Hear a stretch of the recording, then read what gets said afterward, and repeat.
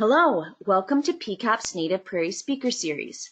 My name is Caitlin Morose and I am the Stewardship Coordinator with Saskatchewan Prairie Conservation Action Plan, or PCAP. Today, Dr. Aaron Bain, Professor with the Department of Biological Sciences at the University of Alberta, will be speaking about how many birds will I kill in my lifetime, directly versus indirectly, which matters more. Just a little bit of business before we begin. PCAP's Native Prairie Speaker Series is a monthly presentation, either in the form of a webinar or an in-person talk in a Saskatchewan community on anything to do with Native Prairie conservation or species at risk.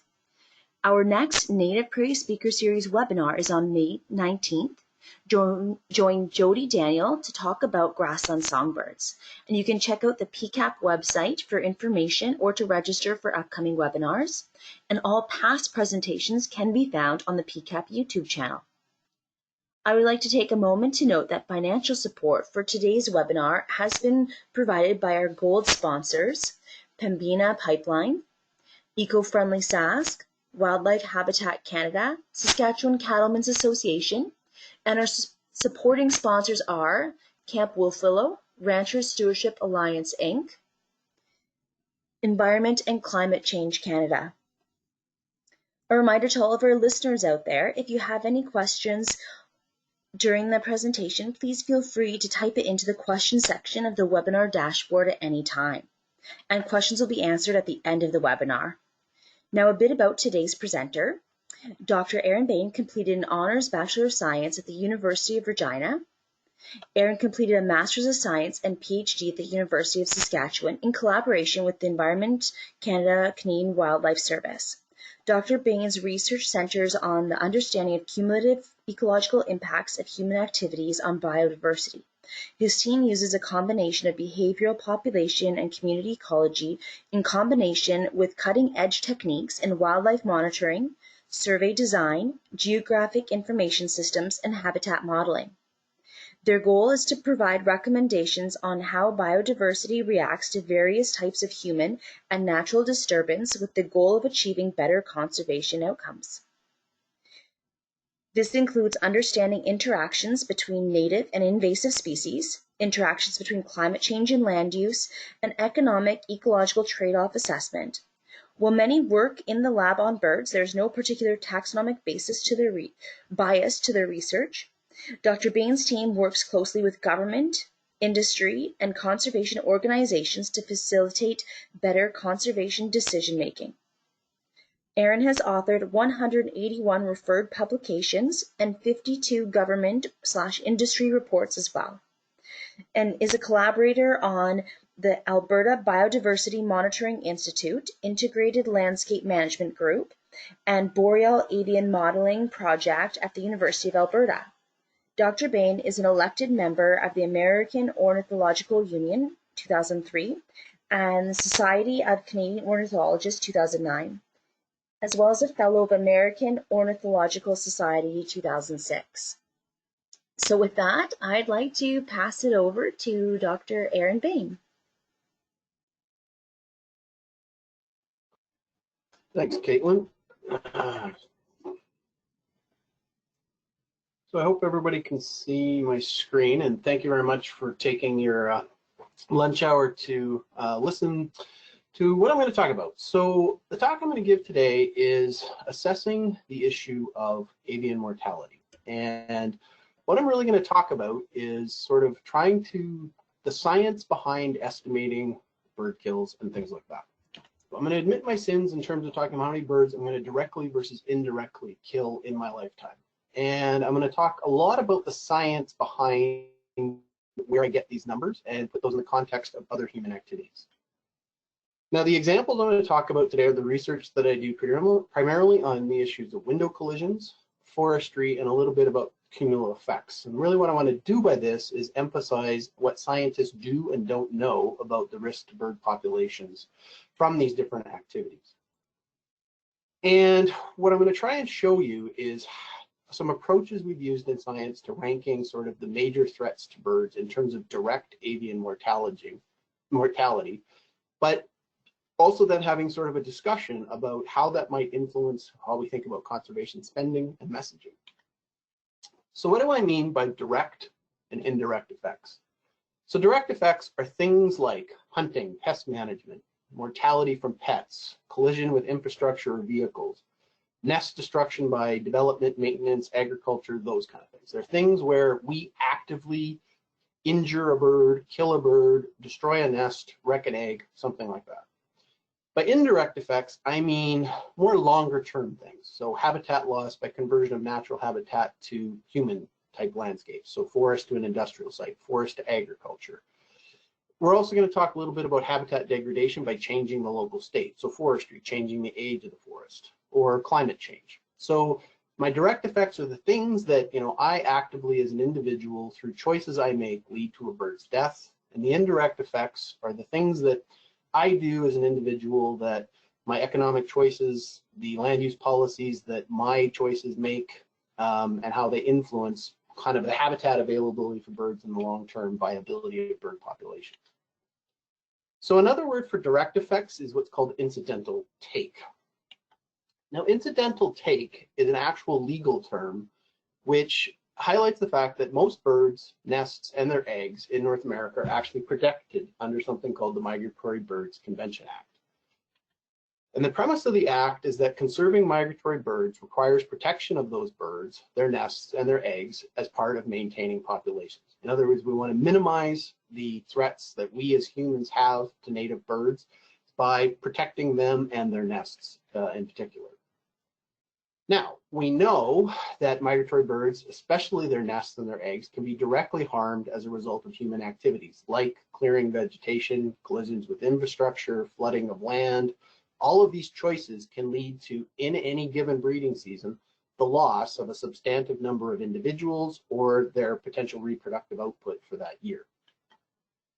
Now, incidental take is in fact illegal in Canada, and yet we do relatively little about it. And the reason being is it's a very hard thing to A, demonstrate has occurred, and B, it's really a challenging concept in terms of how are we going to address this issue while still being able to allow for industries like forestry, energy, and agriculture to operate and provide the resources that we need as humans.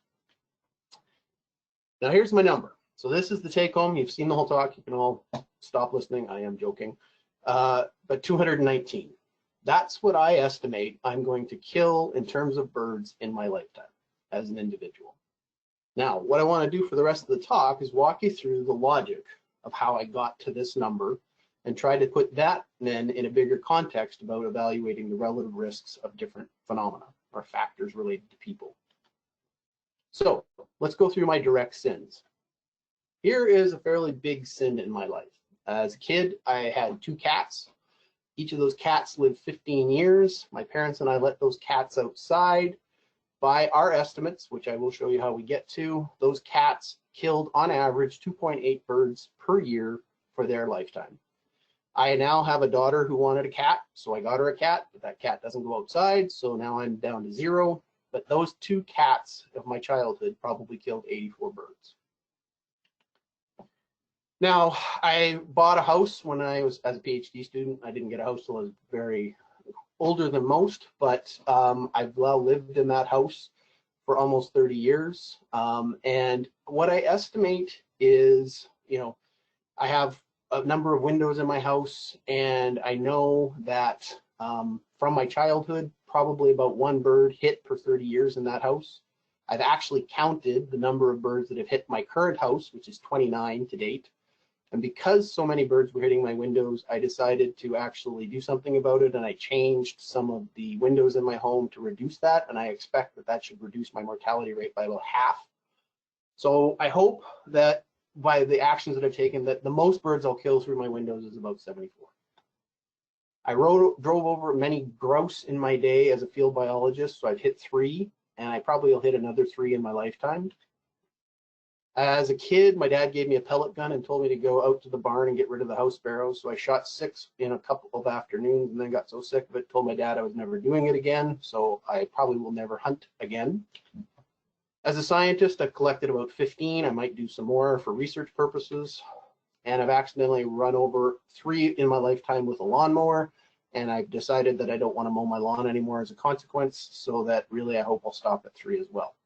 So that's how I got to 219. Now what you can see there, and what I'm going to try to emphasize, is where these numbers come from, but also evaluate and talk about the relative risk of these different phenomena. Now my less direct sins, I think, are also equally important to think about, and this is important to putting things in context. So I, like many people, need to use paper. I use about 700 pounds a year as an average person. That's cardboard, all of the different things that you buy at the grocery store, paper, etc. Which, if I use those from Alberta, that's about 2.94 mature aspen trees. There's about 270 to 420 aspen stems per hectare in Alberta. So using those 2.94 trees per year, let's say I live to be 80, I'm going to use 235 trees in my lifetime. Now that, in terms of that number, that's about 0.5 to 0.87 of a hectare of land that I will be responsible for my paper consumption in terms of changing it from a forestry practice. Now, I'm a good Albertan and I use gas from Alberta's oil sands. There's about 895 square kilometers disturbed in the last 30 years. There's about 83 million liters of gas produced per day there. And I'm going to burn about 135,000 liters of fuel for my personal driving. So the area that I'm going to disturb is about 0.012 hectares from my gas driving habit. To feed me, it takes about 0.42 hectares of land to feed me on a typical North American omnivore diet. And I'm going to assume that the land is cleared once, but agricultural activities have the potential to impact birds each year, which is about 32.4 hectares of land needed to feed me cumulatively over my lifetime. So if I take these areas that I now have, and I do some things like figure out how many birds per hectare there are in these different environments, I should be able to get an idea of my effect, my direct sins. So the average nest density in a mature aspen stand is about 5.4 nests per hectare. There's about a 12 to 26% chance that the forest will be disturbed during the breeding season. My assumption is adult birds will fly away when the feather buncher comes, that 1.2 nests will probably be destroyed, and that lost recruitment is about 0.2 individuals. That's both oil and gas and paper combined. Now, if I look at food, right, average nest density in agricultural land in Western Canada is about 2 nests per hectare. There's about a 75% chance they'll be disturbed during the breeding season, which is going to probably lead to about 120 destroyed nests and recruitment of about 30 individuals lost. Now, I've given you a bunch of numbers, and those numbers are based, and I did it intentionally to show you the implications of me as an individual and you as an individual and some of the choices that we make and how that might have an impact. But what I want to now do is put that in context. Okay, maybe I'm different, maybe I'm unique, maybe some of the choices I make may have different implications for the way this looks at when we scale it up. So where this 219 comes from is a quantitative meta-analysis in the journal Avian Conservation and Ecology for Canada. And what we did as a group is we went through and we tried to take all of these different impacts that I've sort of tried to describe here and estimate the number of deaths by birds from all of our activities. And our rationale was this: we wanted to help the Canadian government and provincial governments develop an approach supported by best management practices and avoidance guidelines to actually create a risk assessment approach to determine what were the highest threats to the conservation of migratory birds, both from these direct effects that I just talked about, and to a lesser degree in this particular journal series on indirect effects, which are also very important. So again, key to my message, key to my story for the rest of the talk is, am I representative of the risk to birds? So here is really in brief what a whole lot of science went into this to make this one graph. But for Canada, when we look at the number of birds killed per year by this issue of incidental take, we think about 269 million birds are killed every year, 2 million nests are destroyed, and we lose about 186 million lost breeding attempts. Now, when you look at it in terms of how does that break down in terms of the major threats, the number one by several orders of magnitude are cats. So my cats as a kid was certainly an issue. That's a very manageable thing that we can talk a little bit more about. Power lines are actually a very high source of mortality. Windows is a very high source. Vehicles are important. Agriculture, forestry, and energy mining, even though we spend a lot of money on these things, which I'll talk a lot about later, are relatively minor sources of direct mortality compared to these other things. So the key question is, okay, should we rely on these numbers to start making some of these hard decisions about where we should invest conservation dollars? Now, these rankings are being used by society, and right after this series came out, there was a lot of interest from the public on what these numbers actually meant.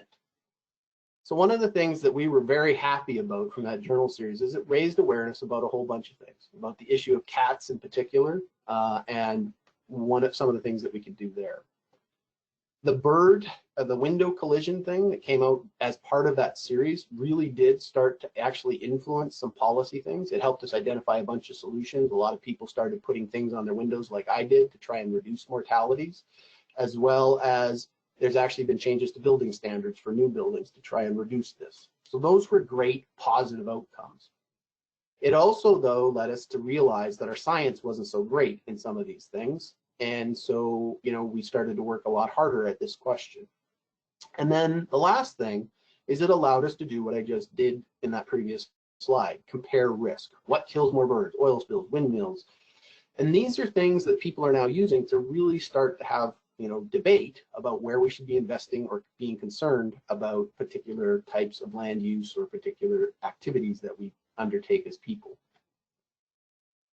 But the question really becomes, is comparing risk a good thing? And so as I put out a lot of these articles and these papers got published, one of the things that happened at that same time is we had a big tailings pond mortality event in Alberta's oil sands. And in this particular case, about $3 million were fined to a particular company because about 1,600 ducks died in one day from oiling. And people have done estimates of how many birds die from that every year, and it's estimated for sure to be in the hundreds. It could be in the thousands across all of the tailings ponds every year. But one of the things, or the consequence of doing this relative risk that I showed earlier, is that a lot of people, when they saw this, reacted with comments like this. Windows kill 2,700 birds a day in Alberta. This is a far bigger problem than a few dead ducks in the tailings ponds. Why don't you deal with that? And while that may seem like a very reactionary kind of statement by the person that read this, it's also a very valid point, is if windows are a way bigger mortality source than the oil sands, maybe we should rethink about where we put that investment in terms of trying to fix problems. So that's what this review taught us. It gave us some of these things to think about. So we did see that there's great interest in this topic. Society wants us to evaluate risk and costs. And so we're going to now talk a little bit about, how much should they? The one thing I want to emphasize is, even though that this review was one of the first and only of its kind, and it was very strong science that went into it, it really led us to realize how much uncertainty there was in a lot of it. And there's also concern that by focusing on this issue of incidental take, that is directly killing birds, that we're losing some of our emphasis on other big important issues like indirect effects, which I'm going to talk a little bit about later. But those are things like habitat loss, fragmentation, and climate change. And then what I want to spend the last part of the talk talking about is, we've now framed this problem, and it's what does this mean for conservation strategies? Now, let's go back to the science. And the science that went into that review was the best science that was available at the time. But there's a lot of people who are skeptical of some of the numbers, and that is totally fair to be skeptical of some of them. So this book is by a gentleman, if you ever want an entertaining read in statistics, and I know that's hard to believe that there is such a thing, but Joel Best is an excellent writer who talks about how we use statistics, and sometimes we use them to lie. And he basically cited bird window strikes as a classic example of how dubious data collected using biased or non-representative sampling designs can enter policy debates. And so, this really poses to us as scientists to say, well, can we do better? Can we actually come up with stuff?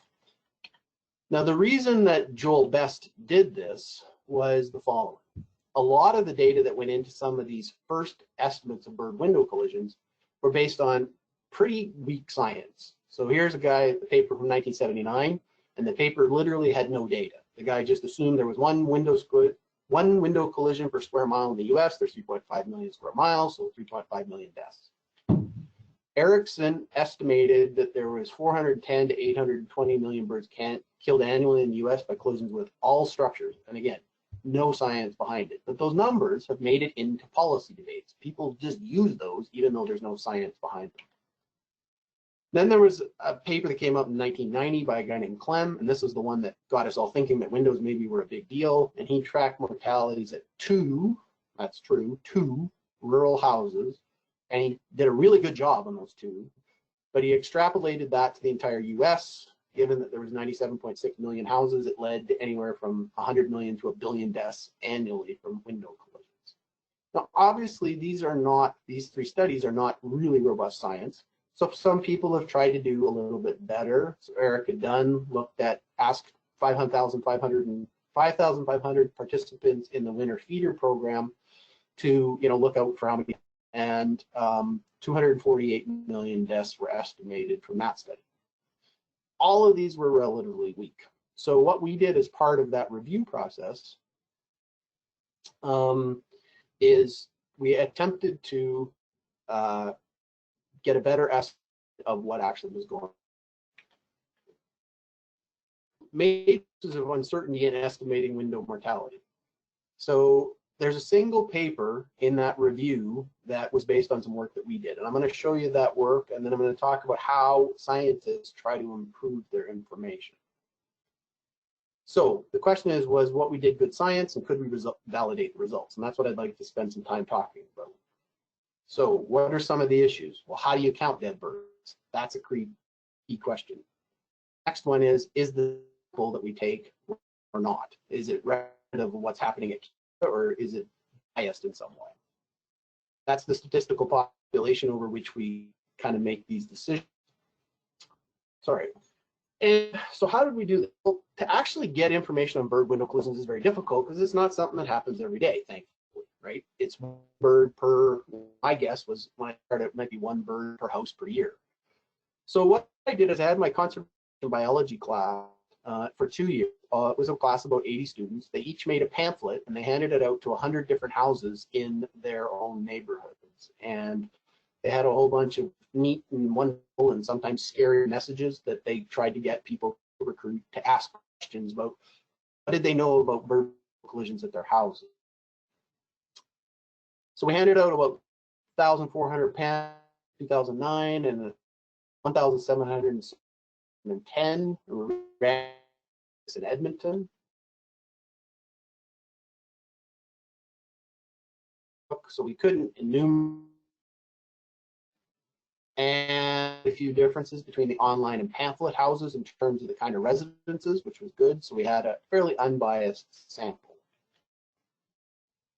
Then we survey using a survey monkey where we asked a bunch of questions like, has a bird ever hit a window in your current residence? How long have you lived in your residence? Has a bird hit a window in your residence last year? How many birds do you remember hitting windows in your house in the last winter, spring, summer, fall period? So a lot of these questions were intended to calibrate to get people to make sure that they weren't making up as they went, because they had kind of in their answer people who were just answering as honest. Things that we found was that if you ask people about their cat early in the questionnaire, they would shut down, versus if you asked them later, they wouldn't. And one of the main reasons for this, cats is a very controversial issue, and it shows some of the challenges in asking people questions about an issue that's very important to them, and it creates some concerns about the kind of answers that you actually get. So this graph just shows a few things about some of our response rate, a few other things that we learned. Color pamphlets were better than black and white, and a variety of other things like that. Now, what did we actually find from this? So what we found was that the estimated deaths per year per house, right, were really dependent on the age of the house, and they also depended on these 4 phenomena, whether it was in a rural area, whether it was in an urban area, or whether the people had a bird feeder or whether they didn't. And really what it comes down to is younger houses have way fewer collisions, and the reason being there's probably less vegetation for birds to live in those homes. Urban sites had less collisions than rural sites, and people with feeders tended to report far more collisions than those without. And that was the basic take home of it. And we could use this data now to estimate, based on these major categories, You know, how many houses were there in Alberta that had these conditions, and thus we could make an estimate of how many birds were killed. But there were some challenges with this. And the first was, my first journal response from an editor is that the basic problem is that there's insufficient scientific rigor for publication in an international journal. Further, the data appear to be weak and incomplete. So this was a very interesting phenomenon. This was the same journal that had published the study by the one individual who had studied 2 houses for a year, who they felt that was rigorous science, versus my 2,000 plus participants who provided their estimates, you know, was viewed as poor science, according to this particular reviewer. But at the same time, once that paper was published, basically people started citing it like the following: in the most extensive and best designed building collision study to date, per building mortality rates, et cetera, et cetera, et cetera. So there is great debate in the science about the various approaches one uses to get these estimates, and what some people view as good quality science and what some people view as poorer quality science. So this led us, as well, I forgot to, the public also engaged greatly in scientific debate after this. For example, one comment from a CBC news story was, "This study demonstrates clearly why feeding of birds is a problem. Thank you to U of A for this important study." Where the next person underneath of that in the CBC story said, "Feeding birds is a good thing. This study was done by a bunch of undergrad students, so don't believe it. This is a garbage study." And Donald Trump said, "Fake news, fake news." All right, he didn't actually say that, but I'm sure he would have. So what this led us to was to say, okay, fine, right? The public has some concerns. Scientific community has some concerns with this approach to collecting data. So the next couple of years, what we did is we actually, instead of having people just provide, what do you remember about birds hitting your windows, we asked people to actually participate and walk around their house every single day for as long as they could, upwards of a year. Some individuals participated for almost 3. And we were able to get them to track the number of collisions that actually occurred. So we had 381 participants over the length of this study. And this is the basic take home.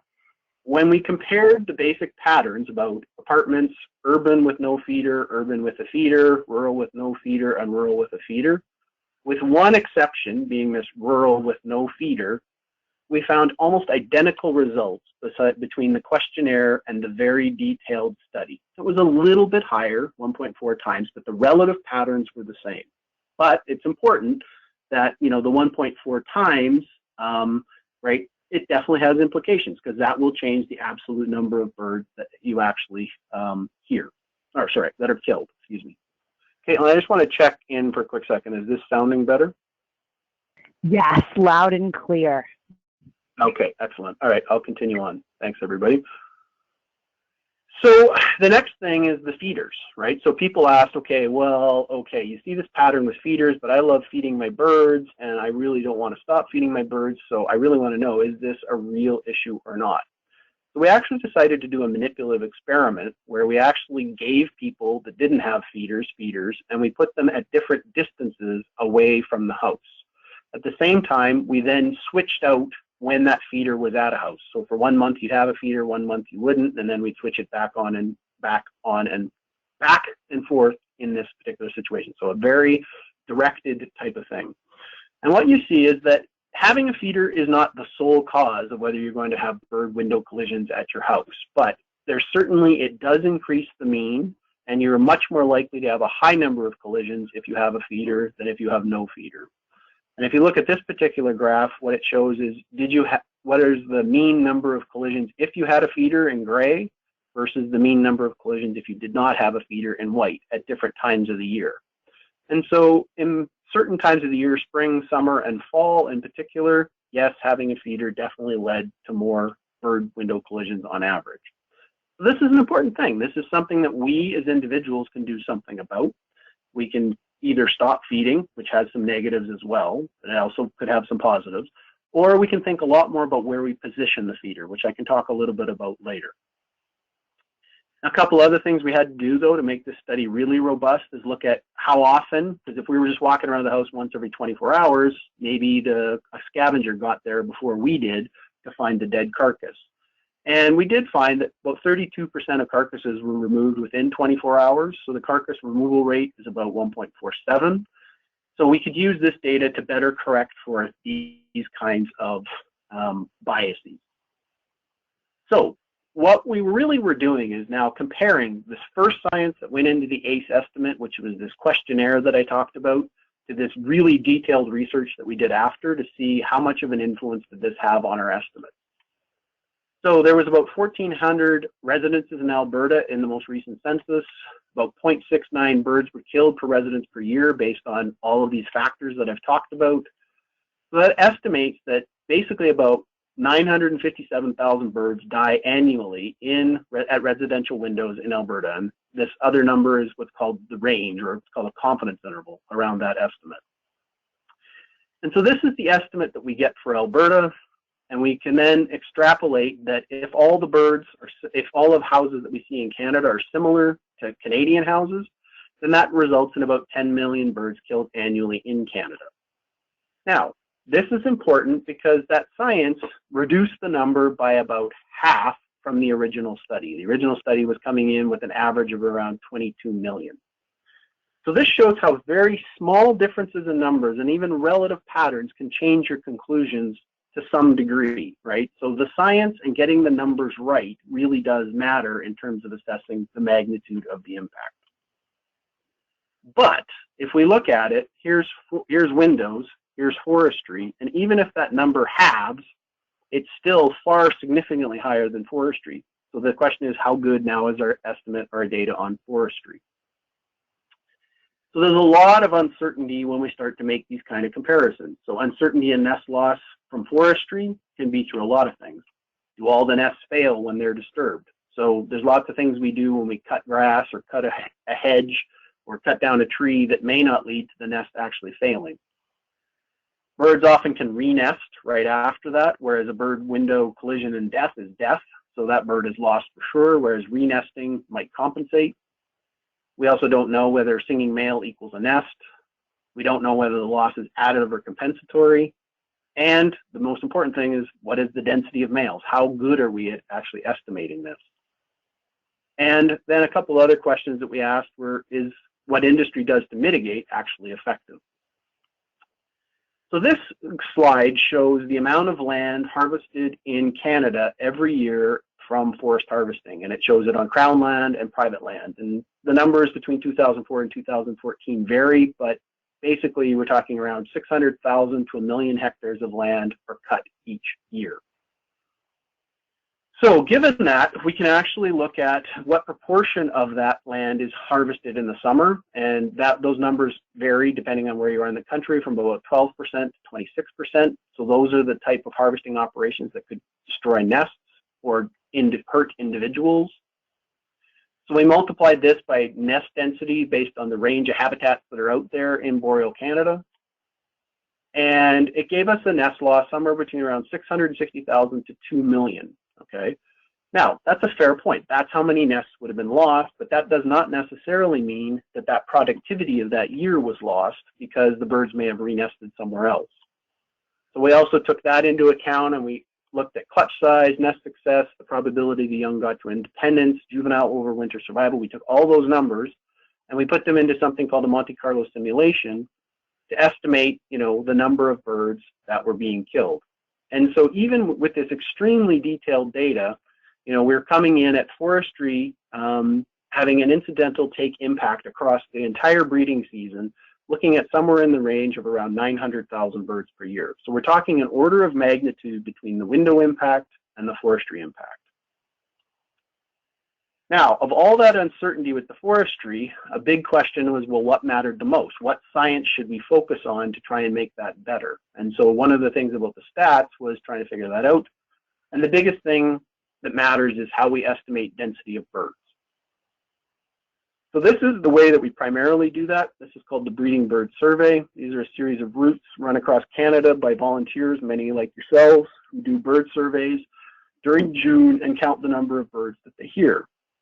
Now, this approach has been used to estimate the total size of bird populations in Canada. So there's a whole bunch of assumptions related to these numbers and how we get density estimates. One male is thought to equal 2 individuals. We correct for time of day in a certain particular way. Really what is most important is that species-specific, what are called maximum detection distances, are the area over which we take the counts of the birds that we observe, and we look at what's the density of birds that we would get based on some maximum area that we're hearing over. And we also make the assumption that by doing this from the roads, we get a really good idea of what's happening in the forest interior or in the grassland interior, things like that. And we also assume that BBS is a good sample of all of Canada. Now, there's a lot of criticisms of the BBS in this science that goes into this. First off, there's lots of unpaired birds. The time way that's adjusted isn't perfect. The maximum detection distance isn't necessarily a really good way of measuring density. And roadside counts influence the behavior with some species avoiding them, others attracted. So all of these things create some bias. And of course, habitat sampling, habitat and space are not proportionally sampled. So what we've tried to do is fix that, and again, take it to the next level, improve the science, see how much those assumptions matter. So one of the things we've done is put together point counts, not just on roads, but from all across Canada, to allow us to estimate density in new habitat types and new conditions, and to better correct for all of some of those problems. So what we do is we adjust time in a different way. We use something called effective detection radius. We are using both road and off-road counts, and we sample way more and a much greater diversity of habitats with this data set. Now what this shows, this particular graph, is that the road effect, doing surveys on road versus off road, doesn't really have a big effect on our conclusion about density. The way that we estimate the time of day and how we fix that problem doesn't really have a big effect. What does have a big effect is whether we use this maximum detection distance or this effective detection radius. These basic scientific principles are critical to the assumption about how many birds there are, and thus how many birds are being destroyed by any given activity. So this just shows how much those scientific assumptions matter when you're trying to do this. So if we look at the number of, and these are millions of birds estimated in Alberta, this is the alder flycatcher. So the BBS approach is 2.5 million, our approach is 2.9, that's actually pretty close. American robin, the breeding bird survey, it's about 4.5 million, our approach is 2.4. But then we get into some of the, the more forest interior birds, things like the Canada warbler and the yellow rump warbler, and you see our numbers are now orders of magnitude different. So there's some huge assumptions about the science that's gone into this incidental take due to forestry that we have to deal with. Now, from forestry's perspective, the big question is, does it matter if we're wrong or right? And legally, it doesn't. So what I mean here is destroying even a single nest by summer logging is illegal. So forestry companies are almost guaranteed to break the law if they choose to operate within the breeding season as set by Environment and Climate Change Canada. But in a practical sense, it's very important, because if we can get the density right, maybe we can make decisions about we're going to harvest in places where there's very few birds in the summertime, and we're not going to destroy nests as a result. Now, some people might ask, well, why does forestry even do this? If they know they're going to break the law and they're going to harvest during this period of time, why are we worrying? Why are we saying that you can even do this? And the reason we have to take this into account is we need trees, we need lumber, we need paper, and we need a way of effectively, managing species, but still having those resources. And one of the fundamental challenges is if you actually look at all of the timing constraints that are given to a forestry company in Alberta, if they have to take into account caribou, bears, fishers, amphibians, and migratory birds, they really are left with virtually such a short time window when they can actually operate. It's essentially late September and the first week of October. It basically becomes impossible to do the actions that they have to do. So they have to look at some different strategies to be able to deal with issues related to accidentally destroying birds' nests and things like that.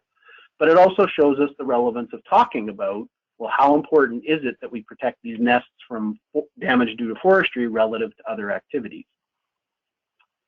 So one of the things that forestry does, and a lot of other industries do, is that they actually look for nests prior to harvesting. And that might seem like a great idea, but the guidelines are you need to spend about 3 days per site with 2 hours per hectare to locate nests.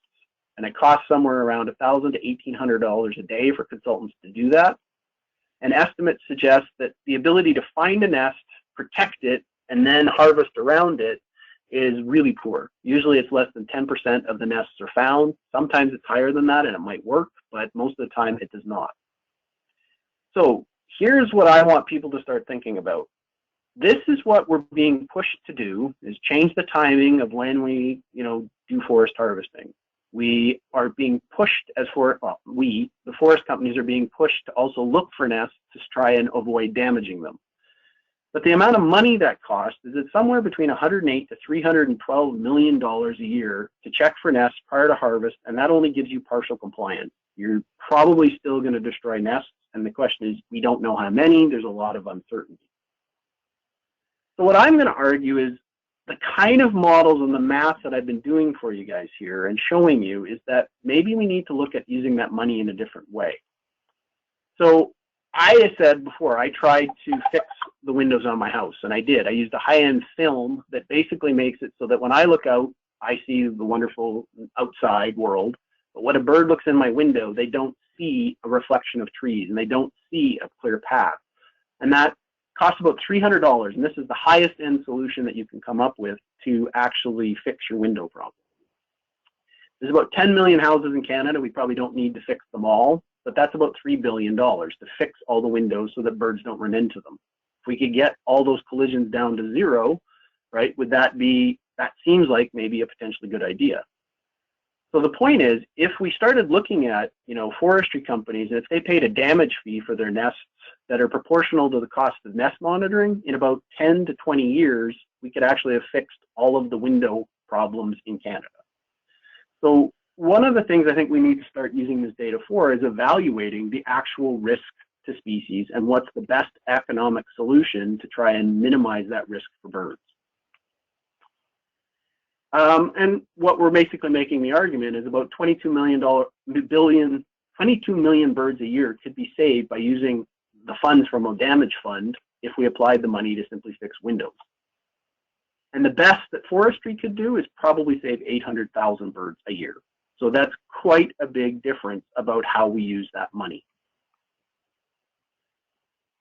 Now, a couple things is obviously forestry is not the only thing. We've also got energy, housing, agriculture, road maintenance. And if we started using like a damage fund for nest loss, we might be able to actually really start to turn the issues around window mortality, cat mortality, those kind of things around. Now, last thing I want to just wrap up with, and I apologize, it's probably going to go a little bit long due to our technical difficulties, but is killing birds even really a problem? So it's a billion or at least millions of dollar question. And for us to decide, is killing birds each year an actual problem, we have to know the following three things. How many birds are there breeding in Alberta? What is the size of the fall flight?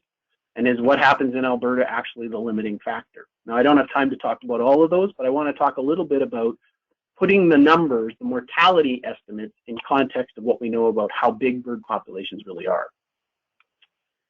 So this is the issue of incidental or indirect effects, okay? And indirect effects are, when we lose habitat, when we change habitat, when we reduce the availability of places for birds to live, do we see massive changes in the total number of birds that we actually see in the province? So this is a map that we use to build, using all those data I showed you before, models that predict how birds are going to react in terms of the number of individuals you're going to find in a forested landscape. So these gray are clear cuts, these are well pads, these are roads, these are the different forest types. And we can make predictions about how many birds there are in every one of those habitat types and how they change as we add more well pads, clear cuts, etc. And then what we can do is we can compare that to maps of historical of what the land used to look like, and then get an idea of how birds have actually changed by using these models to map the past and to map the current. And what this figure shows, and I'm not going to go through it in detail, but it shows the relative influence of different industrial sectors on the changes in bird populations across Alberta. from this land use change. And the primary one is agriculture. The second one is forestry. The third is transportation. And then we start to get into urban, rural, and some of the oil and gas activity. This graph simply shows the way that those things have changed over the past decade. And what we can see is that about 27% of Alberta has been converted to some human land use as of 2017. So relative to the past, we have about 63% of our landscape is still, native habitat, and the rest has become some kind of human-dominated landscape. Now, if we use these bird models that we have, which link, the forest age, the forest type, the type of grassland, the type of agriculture, and we can build these very complex models now with all of this data to make predictions about how many birds there are. And what we're able to do is for each species, we're able to talk about how much of an impact each sector has, how big that sector is, and sort of what change we've probably seen from the past to now in terms of the number of birds. So, for example, this is the Canada warbler. In the past, we think Alberta probably could support it about 822,000 of them.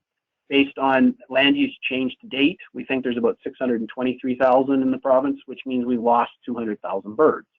So this is a long-term impact. It's probably a permanent impact for this particular species, many of these land use changes. But this is just one species. So if we take a look at this bird, this is the American crow, we think historically probably there was habitat for 1.3 million. The current population is about 1.7 million, which means we probably gained about 441,000. So this is really important. We've got winners and we've got losers. And the key question is, when we talk about incidental take and its legal context and protecting birds, we have to think about what birds we're talking about. So if we take and we wrap that all up and we take every single species for which we have a model, we think that Alberta probably supports somewhere around 250 million birds in a given year. The current population is estimated to be around 240 million, and this, simply due to these indirect effects, is about minus 16 million birds have been lost due to habitat. And this is again because of this winner-loser scenario. If you take away habitat for one species, you usually give it back to another species. So there's about 4 million people in Alberta. So my indirect effect through habitat change and things like that is estimated over my lifetime to be around 4, right? So the direct effects of my choices, my windows, my cats, are far more than the implications to all birds when we talk about, the effects that I have on habitat disturbance and habitat loss. But again, I get back to the winners and losers, and this is part of what we have to think about when we prioritize some of these questions is, as land use increases, Canada warblers are going to decline. We know that. But house sparrows are going to increase. And right now, we start to have some candid conversations about how many of each kind of group of bird we want to have, right? Because we're getting some feedback there. So just try and wrap up here. Hopefully that's a little better, no feedback. So what I've tried to show you is we have a lot of uncertainty in some of the science, but the science is getting better and better all the time, and we're now starting to get to a place where making these comparisons using both relative pattern and absolute numbers is becoming possible. I think these absolute numbers are critical, but we need to be cautious that we check the logic. For example, we can't have more birds die each year than actually exist, but we need to use the science intelligently because we need to start talking about the size of the bird populations in terms of the risk to them. Because just saying, forestry has an effect on birds and we should make that go away, that's not going to occur. So we have to balance that reality out with, what are the things that we can do something about to fix relatively quickly and easily. So my best guess is that the mortality in Alberta, about 1 to 2% of the breeding population dies each year from human causes. So that gives us that's something we can manage and try to work on. But we still have other questions too, is, should we really invest our money in Alberta if it's 1 to 2%, but most of the birds are dying 8 months of the year when they're somewhere else? That's another big question. And should we invest the money in the breeding ground? Should we invest the money on the wintering ground? And if we're going to flip the way we spend money, we need to make comparisons between different sectors that are more robust. Now, I also want to emphasize the numbers are never going to be 100% right, but we need to start talking about how much can the losers lose and how much can the winners win, right? So a change in Canada warblers of 25% when there's 85,000 versus 650,000 really does matter. And we have to, talk about this issue of birds. Are we really talking about all birds when we talk about conservation, or are we talking about the conservation of species of greatest risk? Because, for example, if we emphasize cats and windows as the primary determinants of things that we need to fix, maybe we're simply fixing urban birds that would have been fine anyway, right? So these are some of the big questions that we have to start doing when we start addressing some of these things. So I'm going to end the talk with a little bit of hyperbole to try and put this in a global perspective. So you see this number and you might say, well, what the heck is that?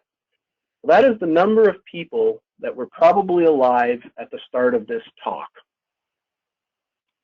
That's the number of people that are probably alive at the end of this talk. And this reality of human population growth rate is a fundamental thing that we have to take into account when we start thinking about some of these conservation questions for birds. Because if everybody had the same impact as me, that means all those people that were born in the last 50 minutes of giving this talk are going to kill an additional 1.5 million birds in their lifetime. So with that, I will end, and hopefully there's time for some questions. And again, I apologize for the technological difficulties that we had there. Yes, thank you very much for the awesome presentation. I'm so sorry about those technical difficulties. I know your time, so if you need to cut it short, that's okay. Just let us know. But we do have a couple questions, if that's okay. Yep, for sure. Okay, what is the best thing that you would recommend for people to prevent window collisions?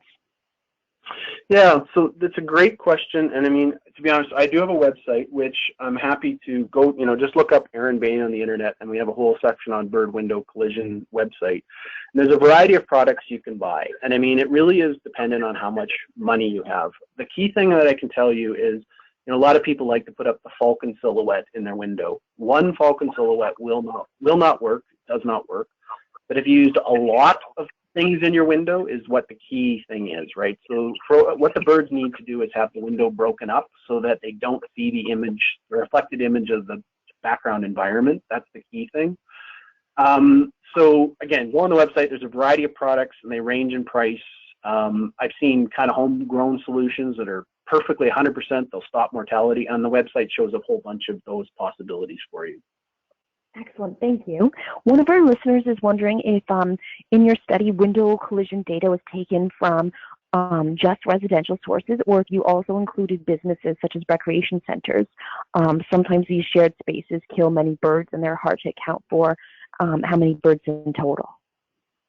Yeah, so absolutely. In the study where we did the Canadian estimate of how many birds died to windows, yes, that was incorporated. There was a whole paper on buildings other than residences. In the research that I did, it was very much focused on residences, and that was actually on purpose, in that I totally agree. Many of those big buildings can kill a lot of birds, but there's very few of those buildings. And that's one of the things that's really important. And that was part of what we were trying to get at as well with the way we're telling the story was, I can't remember the exact numbers, I apologize, but it's something like, I believe there's 10,000 major high-rise structures in all of Canada, and some of those kill 100 birds a year, right? But if you multiply that relative to 10 million that only kill one bird a year, you start to see that the numbers, we have to take that into account. We can't just ignore what happens at residences, because just multiplying by a big number, a little number, you get a big number, and that's a key part of what has to be happening. But that has been incorporated, and it certainly is an issue that also can be addressed. Thanks for that answer. Another listener is wondering about how to take care of a bird that is injured from a window, or is it just best to prevent that from happening? Yeah, well, I mean, prevention is obviously the number one thing. I mean, the big thing with the birds is, if a bird has been injured, and has hit the window and is still alive, it's certainly, given the number of scavengers that are out there and things like that, if it's stunned and still sitting underneath your window, there's a very good chance it's going to die. So there's absolutely nothing wrong with bringing it into a dark space like a cardboard box or something like that, giving it a place to hopefully shake it off, and giving it a couple hours where it's protected, and then opening the box, and hopefully it'll be able to fly. Now, a lot of collisions, the bird may still not make it because it's so injured it might not be able to survive. But you know, I think in many cases birds, they collide and they're stunned, and it's the stunning that leads to another source of mortality. So that there certainly is benefit of just keeping them calm, dark, and safe for an hour or so, and then seeing if they can make it. Now, if they don't, there are obviously options where there's a variety of wildlife veterinary clinics that sometimes can do something for the birds, but in many cases it would be euthanasia is what they probably would have to do for most of the small songbirds. Okay, thanks for that answer. A listener is also wondering about the cat kill numbers, and they said that the science for window kill seems good, and same for forestry. But how do you collect your cat kill numbers? Yeah, so that's an area of very active research right now, to be honest. The cat kill numbers are they're very similar in that there was a number of challenges with them. Like, we don't know how many feral cats there are versus cats that get outside. Not every cat is a killer. Some cats are, you know. So there's some science. There's small studies that have all been done.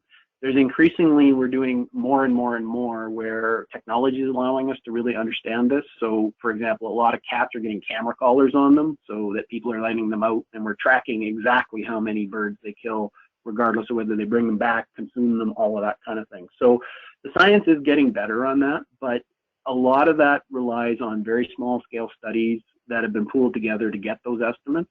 So it's an area of active research right now to see how much, you know, what the numbers will look like. But I think what my take home would be is, you know, we've taken sort of very conservative approaches in a lot of these papers from the numbers that we get. We do a lot of this simulation thing to look at the range of possible things that can occur. And one of the things that is a consequence of it is that cats still win almost no matter what the assumptions are. And that's one of the key things. They seem to be a very significant source of mortality that no matter how you model the data, what data you use, they all give the impression that it's a very big issue that needs to be addressed. Thanks for that answer. I know you have another meeting. How are we doing for time? Yeah, I actually, because it is a thesis defense, I'm afraid I will have to run, but I am totally happy that if you'd like to type me an email, you know, just asking any other additional questions, I'd be happy to answer them this evening, and perhaps I will keep a record of those, and perhaps Caitlin could send them to all of you or something like that. Okay, I know there's a number of listeners that have written questions in, so I maybe can compile them and send them to you too for some answers. Sure. Okay. And then get back to people. That would be great. And yeah, I apologize, folks, for the technology difficulties, but I hope you all have a great day. Everyone's online these days. Yeah. And there's probably overload on the system there. It hasn't happened to us before, so I'm really sorry about that too. And we've had lots of people type in about how awesome the presentation is, how engaging, how thoughtful and inspiring your presentation is. And I know a lot of listeners will be going home and making some changes to their windows and thinking about their cats. And yeah, so with that, thank you so much for the fabulous presentation. And thank you to all of our listeners for tuning in and bearing through our technical difficulties. And a copy of this webinar will be available on the PCAP YouTube channel in the near future. So with that, thank you very much, everyone, and have a great rest of your day. Bye-bye. Bye.